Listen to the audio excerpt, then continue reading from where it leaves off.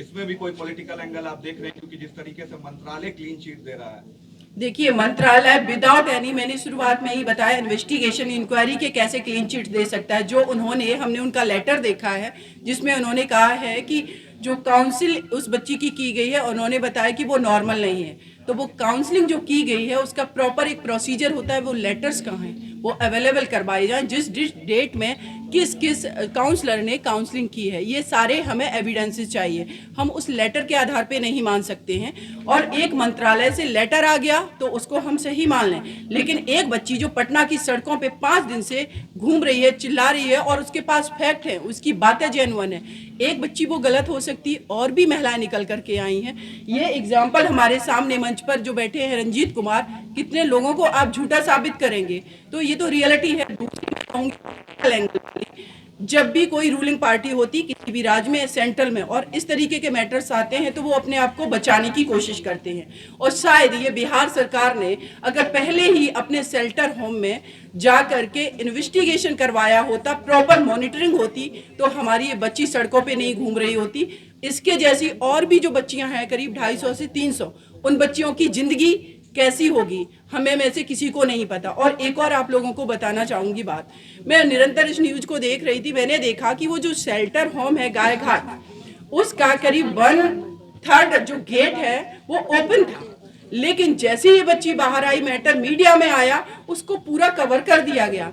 आखिर क्या अंदर है ऐसा जो बाहर की दुनिया नहीं देख सकती, वो बेटियां बाहर की दुनिया नहीं देख सकती, या बाहर के लोग उन बेटियों को नहीं देख सकते?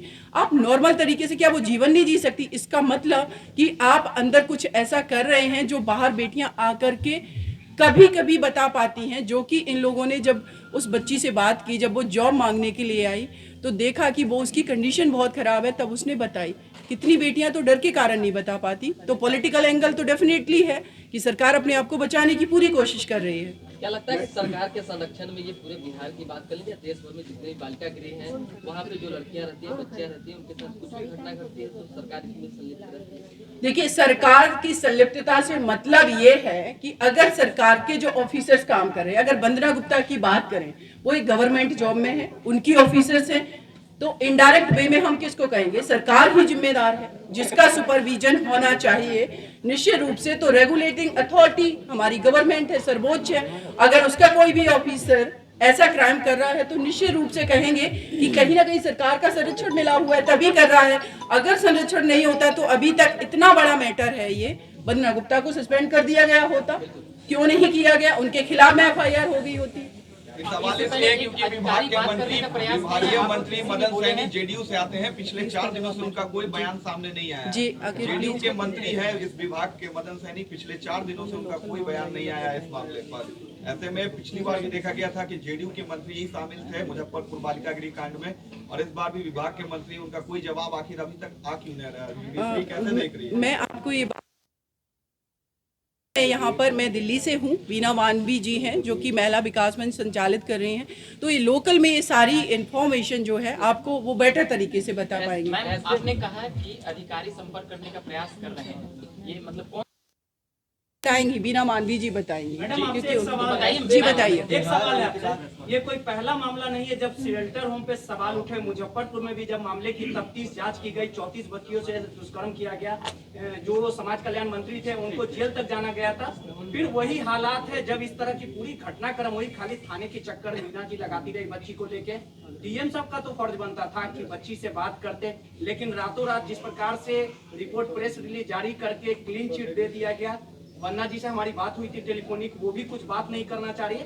तो पूर्व IPS जो अमिताभ दास है, उन्होंने सीधे तौर पे कहा है कि लड़कियां जो है वो मंत्री को सप्लाई की जाती थी, हमारे पास प्रमाण है इस बात का। इस पे क्या कहेंगे, क्योंकि वो पुलिसिंग। देखिए, अब जब खुद एक पुलिस डिपार्टमेंट के पर्सन ये बात बोल रहे हैं कि लड़कियां सप्लाई मंत्रियों को किए जाती थी, तो ताज्जुब इस बात का हो रहा है कि लड़कियां सप्लाई की जा रही हैं। क्या कोई हार्ड मांस का पुतला लोथड़ा आप सप्लाई कर रहे हो?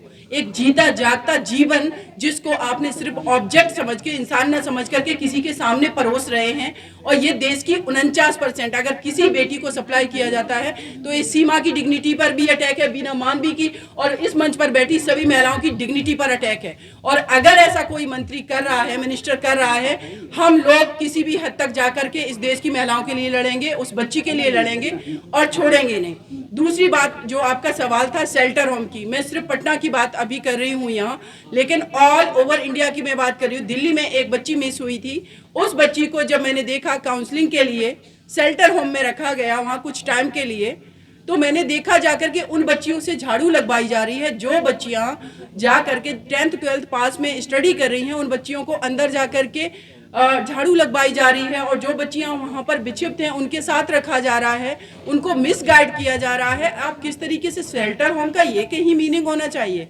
तो मुझे लगता है कि जितने भी हमारे देश की जो भी गवर्नमेंट है उनको अब सक्रिय होकर के महिलाओं के, अगर आपने शेल्टर होम बनाए हैं तो उनको वाकई में एक जहां पर ह्यूमन बीइंग रह रहे हैं उसको प्रॉपर तरीके से रेगुलेट कीजिए। अदरवाइज हमारी तो यही उम्मीद है कि पटना हाई कोर्ट हम लोगों को ये अधिकार देगा कि देश के हर शेल्टर होम में जाकर के हम अपनी उस बहनों, उन बच्चियों को देख सके कि वो किस हालात में है। मीनू जी ने दावा किया है कि शेल्टर होम से 5 बच्चियां लापता है, 2 बांग्लादेश। ये देखिए मीनू जी ये बताएंगी क्योंकि उन्होंने जो काम किया है, मैं कहूंगी कि हमारे साथ में है। मैडम एक सवाल ये है कि एक तरफ समाज कल्याण विभाग प्रशासन के जरिए क्लीन चिट दे दिया,